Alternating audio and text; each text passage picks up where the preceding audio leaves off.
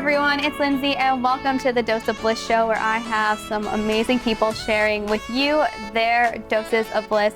Today, I have YouTube sensation, Damon Fizzy. Sensation? Yes. Do you like to call Damon Fizzy? What is your title? Damon Fizzy. Yeah, Damon Fizzy. That's what I go by online. Okay. But thank you for having me. This is really cool. I love it. This is awesome. Thank you for helping my dreams manifest. Oh, glad to be a part of it, yeah. So today's topic, we're going to be talking about anxiety, eating disorder, mental health, you know, everything that you've been through, and I'm sure a lot of our viewers have been through and experienced as well. So can you kind of take us back and share the story of what you went through? Yeah, so do I look at... You can just look at me. You look at you? Okay, yeah. Sorry. Yeah, I started, I was like diagnosed with OCD when I was like younger, but it was like, they're like, oh, you don't need to be on medicine. So I never was on medicine, but as I like grew up, I started getting really addicted to like social media, and that was good at first because I started like doing YouTube, and it was like I was so addicted to everything. That's all I did. I would literally like skip school and just make YouTube videos. But then I think eventually, the thing about OCD is like you isolate yourself, and that's when everything just gets like worse. So like throughout time, I didn't even realize. So I got my first apartment when I was like 19 years old, and I spent the whole like year just alone, and I was like driving myself crazy. So I started doing these like YouTube videos just like in my closet. I couldn't even leave my closet. It was weird. I thought there was like cameras on me and like people were watching me. It sounds crazy. So I like make videos like talking about it. And then eventually I like moved back to my mom's because I was losing my mind. And then the thing about then is like people didn't really address it as anxiety or OCD and stuff. They're just like, oh, you're fine, like just get over it. Yeah, so why were they saying that? And what, can you take us into like kind of what your OCD and anxieties were? Like you thought there were cameras on you? Oh, at that time I was just like really anxious. Well, I would have like social anxiety about like going places, so I would just like stay home, avoid people. And then, yeah, a lot of it was like, I don't know why, I always thought there was like cameras, and now there's cameras on you. I know. Now I'm like, there's so many. But like, I would actually, there was times where I'd come home because I was living alone, and I would have to go on like a call. We didn't have FaceTime at the time, but I would have to go on like a iMessage or like go on my computer and like show people the room to make sure no one was in there. And there was times where I'd literally like sleep in my closet. It was kind of insane. But yeah, I don't know. It just kind of got worse. But then I never got help for it because like at that time it wasn't really talked about. Like even then when I was talking about it, I didn't even know what it was. What was this? This was like 2009, 2010 probably, 2010. So like almost 10 years ago now. Yeah, almost 10 years ago, yeah. And I mean, it was obviously talked about, but I just didn't really know what it was. And I thought I was like going insane. I was like, I need to go to like a mental hospital. And then I started doing videos, and then I started like finding out like, oh, this is anxiety. And like I got diagnosed with OCD again. I guess I was diagnosed when I was a kid. But yeah, it was like severe anxiety and OCD. And yeah, it was just, a lot of it is just about myself. I obsess over like myself. So that's why earlier I was telling you, I kind of avoid mirrors now. Because if I look at a mirror, I would just like think I'm so unhealthy. And the whole day would be like rituals around eating. About a year ago, we're skipping a lot, but about a year ago, that's when I actually checked myself into rehab, because a lot of my days, it went from like, I'll go from months to like starving myself, or because when I first started YouTube, I became vegan as well. And I thought at the time it was because of animals, but I think it was like, so I can like have more control of my diet and like myself, so I can obsess over something else. So then it became like, oh, I have to be like gluten-free now. Oh, now I have to like do this. So I ended up being like a raw gluten-free vegan. I would just like never eat. And I was like, which also is horrible for mental health. Yeah, it just kind of was like a vicious Yeah, cycle. It was a horrible cycle. I mean, if you're malnourished, you're literally not going to think correctly. Function. Do you, like after going through all this help, do you know where this could have stemmed from? Like, was there something that triggered this when you were younger? Or? I still don't know. I was like, I went through so many therapists. One told me it was from my mom. Like I got PTSD from like a single mother, which I don't even understand that. But yeah, I still don't know. I maybe just like my childhood, I guess. Yeah, I guess sometimes there's just things in our subconscious we don't know why we.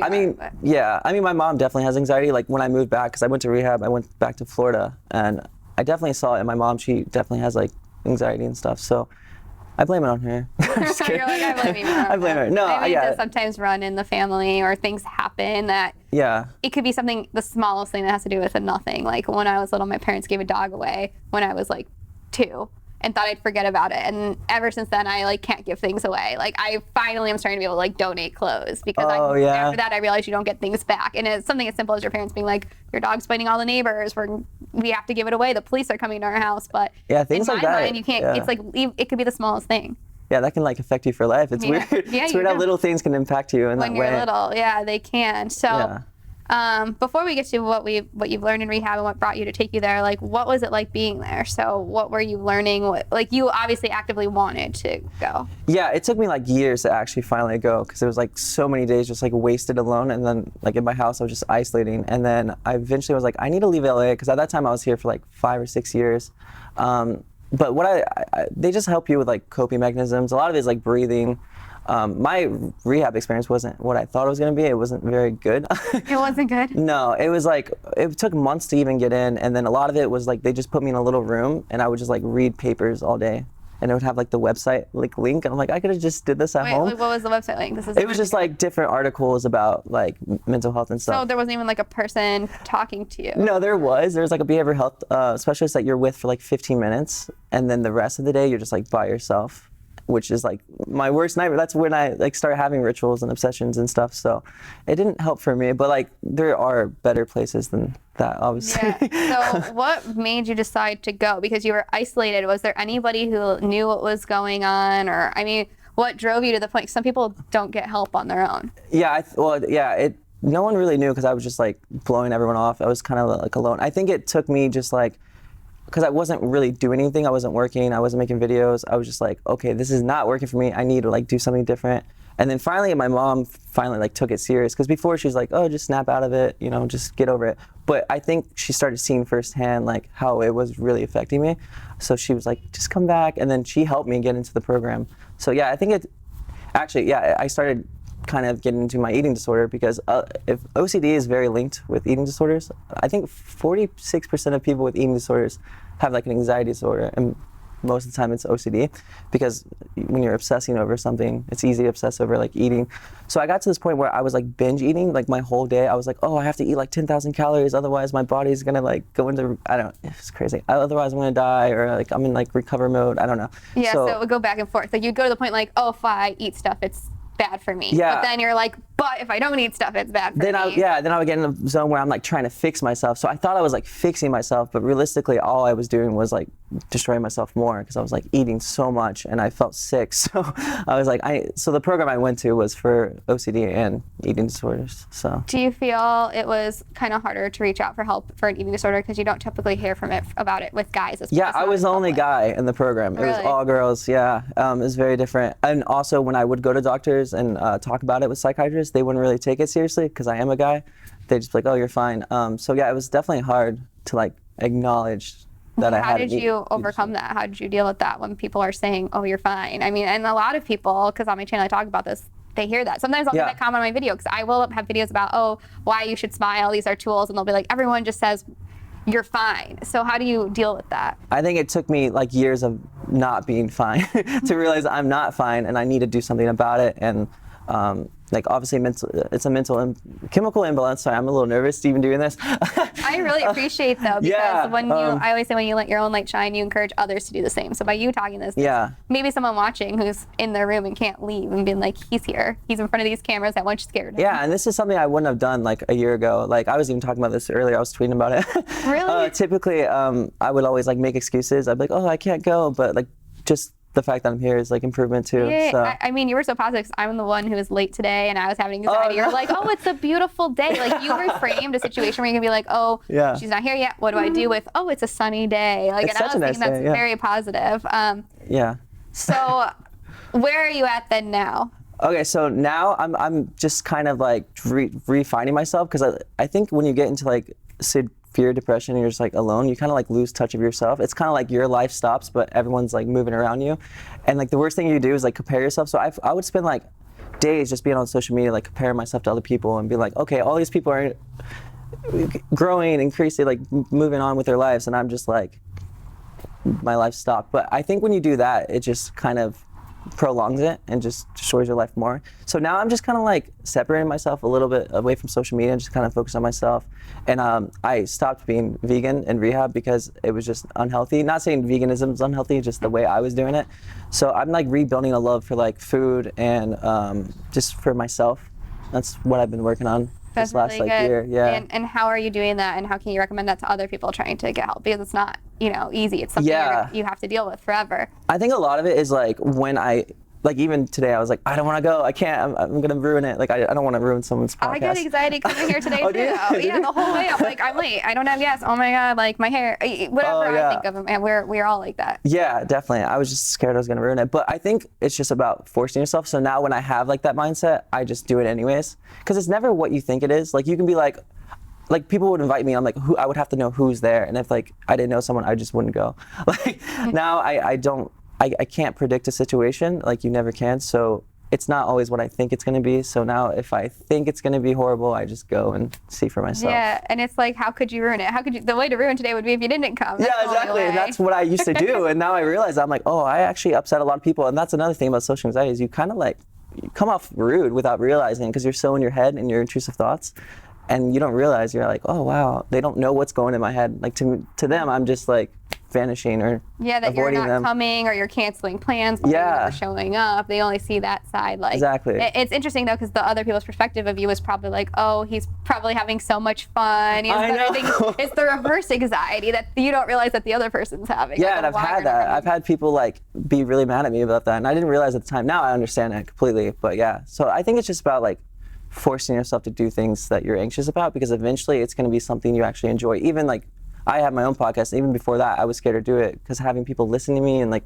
record and having people behind a camera was scary. But now it's like my favorite thing to do. Like I love it. So I think, yeah, it's just about like forcing yourself to do things that bring you anxiety. That's what I learned in rehab too, because a lot of it, yeah, it did help a little bit, because it was exposure therapy. So some of the times, not to bash it completely, there was times where we would have like moments where they expose you to things you're really scared about, and then you like rate it by levels, like, oh, did this give you anxiety from 1 to 10? And then you just keep doing it every single day until eventually you have no anxiety from it. Like what's something they exposed you to that was like horrible at first? Well, a lot of it was like eating, because I wouldn't even eat food. Like I would just like avoid, so I wouldn't be able to choose what I was eating, which I used to Google, like, is this healthy? Like I wouldn't eat anything that was unhealthy for me. So they would just like kind of expose me to things, be like, you're not like, and then I would have to do like presentations on like pork and like all these foods that could actually like kill you. But yeah, no, I think, yeah. So you have to research like why this won't. Yeah, which die. That was really horrible and also I hate talking in front of people, so they would expose me to that. I would have to do like public speaking a lot and do all these presentations, which gave me extreme anxiety, and I would like go cry in the bathroom. But you pushed through it. Yeah, I did it, and that's the thing is like, yeah, it's just about like exposing yourself. That's what I really learned in that, is like also breathing exercises. They would like teach you how to breathe, like, because when you're in that moment, you're so like panicky. And just like take a moment to like take like 7 to 14 seconds just breathing in and out. It just like helps a lot. Yeah, it calms makes down it your different. body. That's something I work on too. Yeah, because your body gets in like, what is it, fight or flight? Yeah. So that can like you like calm it think down. you're dying. You have to be like, I'm alive right now. Yeah. We're okay. The world's not gonna explode if I eat a piece of pork. I mean, I know we're laughing, but I understand, because everyone, even though I don't have OCD or I do have anxiety, you know, we all have had moments in our life that we can relate to, just like freaking out uncontrollably. At least I have. Oh yeah, absolutely. I think we all kind of go through it. Yeah, and that's the thing is like, you're not alone. Like you're really not. Like in college, an example of something with me is my roommate had anxiety, and I haven't been diagnosed with anxiety. I mean, I'm sure if I went to the doctor, they would give me medicine for it. Right. But you know, my roommate who was taking medicine for me, she lived with me. She saw the panic attacks I'd be having, and she'd be like, "Oh my God, you're worse than me." And I was like, "Oh." Yeah. That was when I thought like, oh, do I have anxiety? Like, because I was having panic attacks all the time, but I just kind of was like, oh, I'll just freak out till I can't anymore, go to sleep, and you just kind of go with it. I just like got used to it. I was like, oh, this isn't normal. I thought everyone freaks out. Right. But I guess it's also the mindset you have and how you are prepped yourself to deal with it is different with everyone's capacity. So, what are you most proud of? What you've accomplished and what you've learned? I'm proud now that I can just like leave my house, because before I mean I kind of like, now I just kind of like learned to, because there would be like days where I would just spend all day in the mirror, and like that's what would like lead into everything. So I'm excited, or no, I'm not excited. Sorry, I'm so nervous. Oh my God, I don't know why I'm so nervous in here. It's just me. Okay, I know. It's just like, no, yeah. I mean, we can pretend I'm Oprah. That would make me even more nervous. But also lucky. No, yeah, no, this is really cool. Thank you. I would rather be here than Oprah. Okay, thank you. No, I'm proud that I'm just like overcoming things that I used to think I would never be able to do.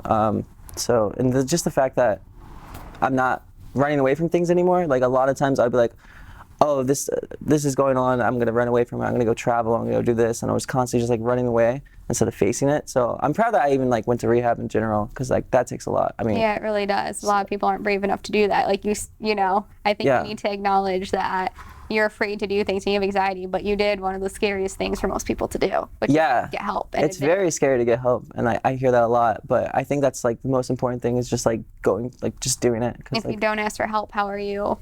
Otherwise, you don't realize that just a simple question can really help you get somewhere. Yeah, because otherwise it can prolong, you know, for like years. And it's like if you look at yourself in like 5 years and think like I'm cool with how I'm living right now, then cool. But if you're not, then definitely. Yeah, then just imagine how much further we'll get 5 years from now. Exactly, and it just kept doing that for me. So I was like, okay. I mean, I definitely got help I'm not way too late, but later than I should have. So I definitely advise. It's never too late. It's never too late. No, you're right. You gotta just go. Yeah, exactly. You know, you wouldn't. Everything happens in perfect time.